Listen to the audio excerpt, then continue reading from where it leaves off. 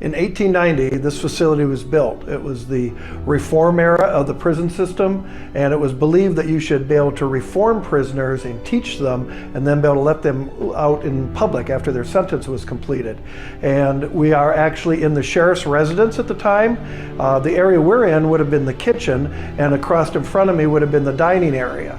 All the food had to be prepared here for the prisoners, and then it would have been taken and put onto trays, and it would have actually been taken to each floor of the 3 floors that are here and slid through these passageways.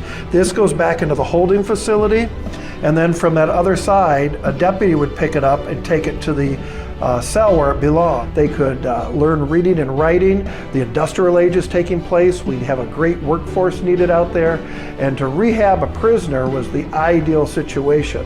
When the facility was first built, it was made to have like 1 prisoner per cell, and you could work with them. They were safe, they were in their own cell. And then as time went on, more and more prisoners were housed, to sometimes 2 to 3 per cell. And near the last of the use of this building, when it was almost 100 years old, the residents have moved out. The upper bedrooms were used for work release prisoners, and the facility was basically turned into a big office building. It was actually set aside after the prisoners were moved out and a new jail was built, and then after about 10 years money was raised to refurbish it, and now we can use it as a tour. The commissioners have some offices in here, and we can see what life was like in a jail around the turn of the century. So as we move through, this would have been the kitchen. We are now back into more of the holding area. Central booking would have come in through this way. Central booking would have come in through this door across in front of me. The booking and dispatch hall would have been. They would have figured out which cell they needed to go to, and then they would have taken them either on 1, 2, or 3 of the floors. As we look up these stairways, the other 2 jail holding areas are above us. Floor number 1 and floor number 2 are identical to each other, each holding the same number of cells. When we get up on the 3rd floor, there are actually 6 big holding cells. We do know that in early times it wasn't used much because that was more designed for women prisoners, but as overcrowding became more and more of a problem, then it was actually used to hold prisoners in. Interestingly, when this building was built, you can see it had really low handrails on it, kind of typical for the time in the 1890s, but moving prisoners up and down was kind of dangerous, so these extensions were put on so that they couldn't easily flip over and fall down through this 3 floors all the way to the bottom. So a lot of times one of the people really notice when they come in, there's a beautiful woodwork around, and this is a really good example of it. This actually is butternut. Butternut, sometimes it's called white walnut, and then bleeding. Were you here for that one? Yeah, it was bleeding. These boards would have been heated up with some moisture, and then a stamping press would have actually pressed this pattern into them. You see it a lot in the big Victorian houses around town here. Butternut was real common for a while. Not many butternut trees left, blight problems, just like a lot of other old-time trees. This first area we walk into, we commonly call the catwalk. This is where the deputies would have spent their time walking around and taking care of prisoners. A deputy could go over. We looked at the food pass-throughs. You can see back here behind this picture is what is the inside of the pass-through. The tray could be picked up there, and a deputy would have taken it and gone around the outside of the catwalk and actually slid the tray into the prisoner. There you go, Joe, there's dinner for you.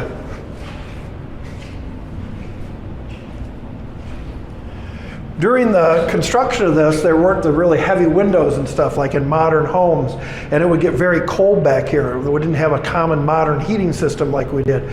So in the winter, it would get cold, and prisoners had to have extra blankets. Same as summer would come, and it would be very, very hot. And prisoners, they would bring in coolers with ice so that they could actually put rags in them and put them around their necks to help keep themselves cool. They said in bad snowstorms, that snow would actually blow in around cracks around the windows, and deputies in a storm may have to shovel some snow out of the catwalk. This area is commonly known as the day area. So during the day, the cells could be open. If prisoners weren't causing any trouble, they could come out here. There would have been some tables and some chairs to sit at. If you were giving them trouble, though, you could have been put in your cell, and this door could have been locked. This would have closed you off from the general population. If you continued to cause problems, then a heavier door could be closed and secured Now you have no interaction with other prisoners, but yet the deputies walking the outside catwalks could still see in and see what you were doing. When you look in a cell, it's hard to believe that you had two people in that close proximity. Like I said, when this was first built, it was designed to hold one prisoner. Then we see two, and then we know in later days, sometimes if an overcrowding situation, a mattress could be put on the floor so we could get a third person in there. On the first and second floor, all the cells are controlled the same way. There's a lever that goes to each cell. By pulling or moving this lever, I can unlock the cell door. So I could have a prisoner step in, I could lock his door. I could open it up when he was allowed to come out. And we could control each door individually. Obviously, these have froze up over the years, and actually even in later years when the building was still used as a jail, actually padlocks were put on the doors. Not real safe if there would have been a fire, but it was one way to keep everybody protected. Okay, at the time when this was being used as a jail, there would have been a door here to separate it out. We're now walking back into the living quarters. This large office here was actually, it would have been the living room. And of course the big elaborate entrance as you came in with the big open stairway. And there's even pictures of brides coming down here, getting ready to head over to one of the local churches to be married. And it's a really neat to think that families lived everyday life here while the whole prison system is set up right behind you. And they raised their children here, they had happy times of Christmas here, but yet right behind these walls were the prisoners. And if you were a prisoner and you had a court case, one thing that would happen is they could handcuff you and shackle you and take you over the most secure way, and that would be this way.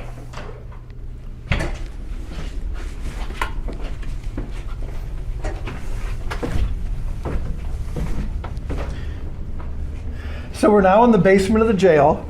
Actually, when you look back through history, this is the 5th building that was used as a jail in the county.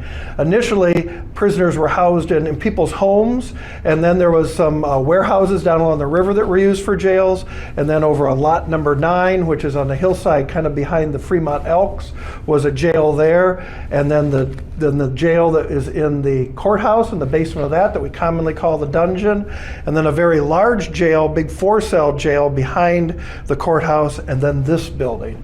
So there were quite a few different buildings used. So down here, this would have been a very functional spot at one time. In the early days, there would have been the laundry set up and stuff down here, and work release prisoners could help do laundry. Of course, in more modern times, laundry was sent out to facilities to be done. So a lot of times we talk about the Tanny Hill story when we're down here. This is a really unique story that took place in the county.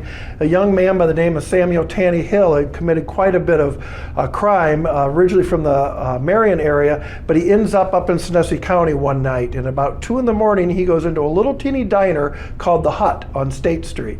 And he goes in there and he robs the place at gunpoint, and he takes the waitress that was working there, Shirley Bradford, hostage, and he decides, I will take her out in the country and I'll let her go. By the time she gets back to town, I'll be long gone. Well, they head out south of Fremont along the river till they get to about to Tyndall Bridge.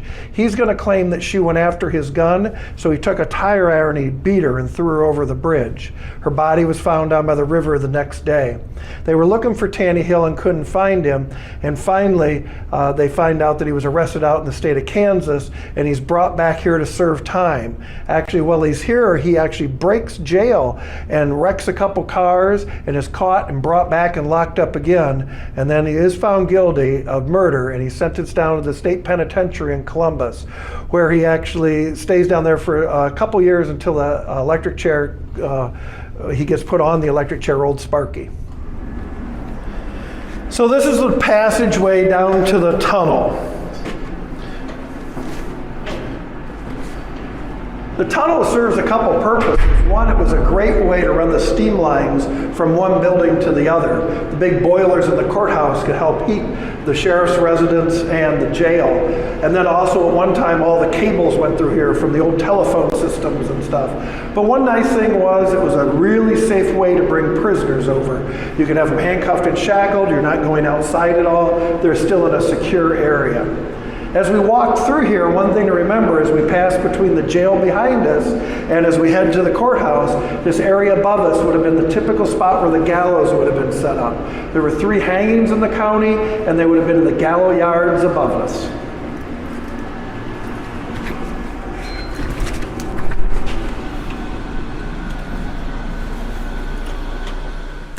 So we're now in the basement of the courthouse. This addition was put on in the 1960s. The original parts of the courthouse are on the north wing. And as we go up these 3 stairs, we'll be in the 1870s addition. And then, of course, before that, when the courthouse was built, would have been 1840. And that's the front part of the hallway ahead of us. Interestingly enough, this is the second oldest courthouse in the state that's still in use. Medina is older than ours and still being used. And then, of course, we have ours here. So we're going to take a walk up back into time.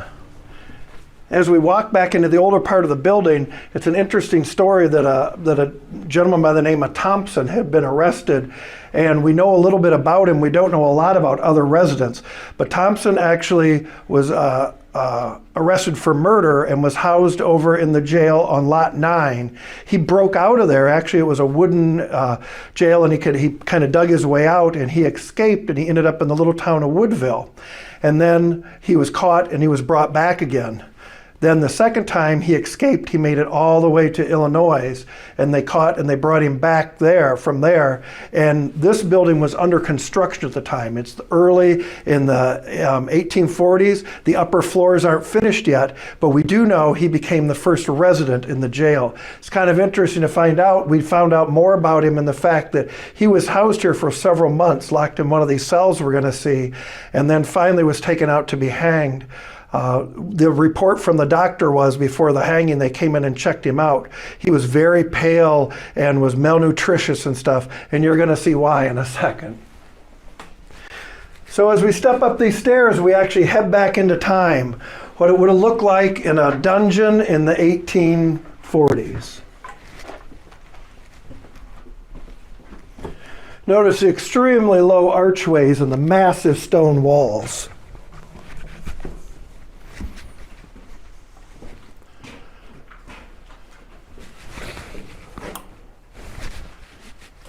As we look down these corridors, there's 2 of them in here. We're actually in the north corridor, or the north cell of cell blocks. And this would have been only lit with kerosene lanterns at the time, so we would have had that smell of the kerosene burning. We also, it's enclosed and it's kind of damp and dank down here, and the cells all would have had just a bucket to use as a restroom, and so that is going to be collected periodically, but otherwise for a while it's just kind of open. People have no showers down here, so you had a lot of sweat, and life in these jail cells was just miserable. If you were locked up, and you could be locked up, you could be a man, a woman, or child. This was the only facility we had to hold people in. So you would have been brought in and put in a cell very much like this one. I'm going to step in here. See, we have a nice cot to be comfortable in. We have a bedpan to use. There's even, this person was lucky enough to have a small light put in here, but most people didn't have any light at all, or they were just given a candle. Sometimes as you look at the ceilings, you can actually see burn marks from the candles where people could burn their initials in. It's very creepy in these tight little areas, especially when you think that most of the people were housed here and you were sitting in the dark. You were given 1 meal a day. It was a meal basically of bread and salt pork, and that was to take care of you for that day. Now, there were a couple interesting things that could take place. If you were still on good terms with your family, they could bring you 1 meal a day. So you could have a nice meal brought from home. They could also bring you in a candle, let you use it, and they would allow you to light that candle. And so you had some light in here then. But other than that, you were pretty much locked up in here. If you were giving them a lot of trouble and you weren't the most ideal prisoner, they would hand you your blanket and they would take you down to this in cell in this corridor. This is solitary confinement. I'm going to step back in here and you're going to see there is not much room. It resembles more of a long hallway. You know, I'm pretty much almost touching wall to wall here, and you would stay here until they decided you could go out and be in a larger room. This is actually all constructed out of limestone. It's called Asher construction, and you can see the little chisel marks in the blocks as you look at them, and they stack perfectly on top of each other. Limestone floor, limestone walls, and a limestone ceiling. All this came from a quarry just out on the west side of Fremont. Facility was only used for a short time. Locking people up in the dark is not a good idea. And so after about 10 years, the facility was built behind here that had 4 large open holding cells so prisoners could all be put in one cell together. So you'd have 4 different locations. We're going to wander back into modern times and head out of here. Always watch your head. They're really low archways. So he went by the name of Handsome Jack Radford. And he was pretty well known through the community. He was like a carpenter builder guy, but sounds like he was in bars a lot and stuff. Maybe a womanizer. It's interesting because in the 1830s, newspapers covered everything real elaborately. And at the time, Fremont would have had several different newspapers. The story of this wasn't just covered in our local papers. There was also a paper in New York City that picked it up and one in St. Louis that picked it up because it was so graphic. So he finds out that his wife is possibly filed for divorce, and they have 2 small daughters. They live in Bellevue, and so he hops a train and comes here to the courthouse to confirm that she is filed, and she filed not only for divorce but also custody of the 2 minor children, which would be really weird in the 1880s. I mean, they normally would not award custody to a female at the time, different era that we lived in. And but he had always warned her if she ever tried that, he warned her what would happen. He states that. I warned her what could happen. And so he is so mad, and like I said, he's been known to be pretty rough.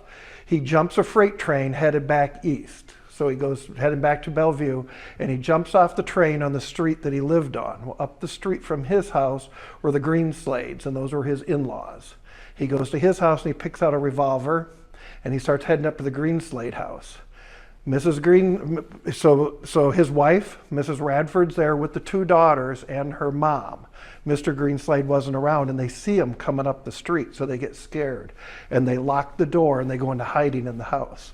Well, he beats on the door for a while, and he can't get in, so he kicks the door down. He finds his wife cowering under a bed on the 2nd floor. He grabs her by her hair and drags her down the stairs out into the kitchen, where he kicks open the back kitchen door and throws her out into the yard behind, pulls up the revolver. The first shot, he hits her in her wrist. The second shot, he walks completely up to her and shoots her in the head. They said the scene was just terrible. Here's the 2 little girls watching, the mom watching right in front of everybody. He does it. He leaves. And on his way back, they said on Route 20, headed east, he stops at a farmer's house and he asks for a glass of cold water. And he tells the farmer, it's a good thing old man Greenslade wasn't there, or I'd have killed him too. That's the only time he mentions that, because when they arrest him in a short time after that, and he claims it was all self-defense. The Mrs. Greenslade came after him with a steel garden rake and was beating on him, and he shot to just try to protect himself, and he didn't mean to kill his wife. It was all just self-defense, and he sticks by that. And you can see the trial was a relatively short time. He's arrested in November and then hanged by the following October. So when the spring and the trial's ready to take place, he actually doesn't want to, he's like, I don't need to do anything. I didn't do anything wrong. I'm innocent. I didn't kill her. And he just sticks by this. And the trial actually didn't last that many days because there's just like no evidence. I mean, he admitted to the deputy or to the farmer, and so they said they took him and they locked him back up, and he would have been in the big 4-cell jail behind this building. And he's locked in there, and they actually let his daughters come in a day or 2 before the hanging. And they said, I think the oldest one was 9, and they said she cried the whole time when she was in the cell with him. And when she left, she said, bye, Papa. And they said the little one just didn't say anything. And then the night before the hanging, they said it was real quiet. They said the jail was unusually quiet, like prisoners were just really, really quiet. And he had his buddy that he knew, or somebody in there he knew, sang him his favorite song, the Cumberland Gap. And they sang it during the night several times and stuff. They ask if he wants to see any clergyman or anything, and he refuses the night before, and the next morning he refuses. He doesn't need to see anybody. He didn't do anything wrong. And then when it's time, right before the hanging, his last meal, he had 2 glasses of red wine. The gallows would have been erected in a gallows yard with a stockade kind of built around it. Certain people were allowed to come in and see the hanging. Most people were outside. They said the town was packed with people. People came in from all over because this big hanging, it had been covered so well in the papers.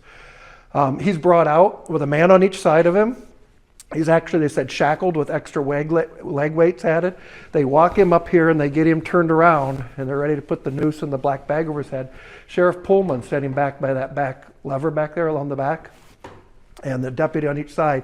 He looks over the crowd and he sees his father-in-law in the crowd, Mr. Greenslade, and he goes berserk. They said just filthy vulgarities come out of his mouth, and he just screams and hollers, and he's shaken. They can't control him up there, so they finally have to remove Mr. Greenslade from the audience. They get him out, and it's interesting, he calms down immediately, and he apologizes for his outbreak. He doesn't apologize for the murder or anything, but he apologizes and says, "I'm really sorry, I should have behaved better than that." And they put the bag over his head and noose around his neck, and when that lever slid over back there, then these rocker arms on the side pop out, floor splits, drops. It was a clean hanging. They took him down, put him in a wooden box, and put him in the front of the courthouse for 3 days so people could see what happens if you kill somebody in Sandusky County.